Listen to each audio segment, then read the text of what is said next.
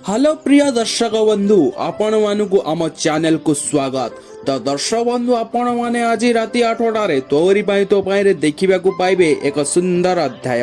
कहीं ना राम जशोदा माँ को कोଳରେ ଶୋଇଛନ୍ତି ଆଉ ଯଶୋଦା ମାଙ୍କ କୋଳରେ ଶୋଇଥିବାରୁ रुही बहुत जोरे रागी जाउची। तो दर्शक बंधु आज राति 8टारे कौन हेबाकु जाउची ताहा जानिबाकु हेले संपूर्ण भिडियोटी को देखिया को पड़िबो। अधारु चली गले भिडियोटी को आपण संपूर्ण भाबे देखिबाकु पाइबे नाही। आज्ञा हाँ दर्शक बंधु राम आज जशोदा माँ को कोଳରେ ଶୋଇ ଯାଇଛନ୍ତି ଆଉ ଠିକ ସମୟରେ ଆସି रुही पहुंची जाउची ଆଉ रुही कहूची तमे माने जेते बड़ प्लान कले मध्य राम केबे चिकिर होई परिबे नाही।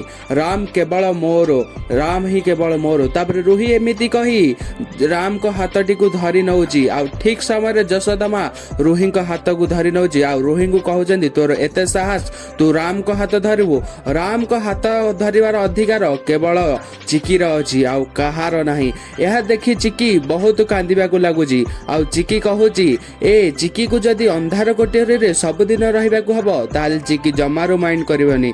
जदी चिकी को ता इंग्लिश मीडियम भूली जांदी ताले चिकी बहुत माइंड करबो।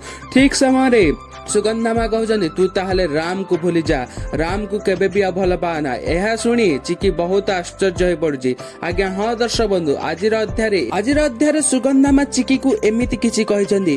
यह कहिबार कारण कौन, चिकी को एमिति सुगंधा माँ काहेकि कहचंदी संपूर्ण अध्याय देखिया को हेले आज राति 8टारे तोरी पाई तो पाई देखिया को जमार भी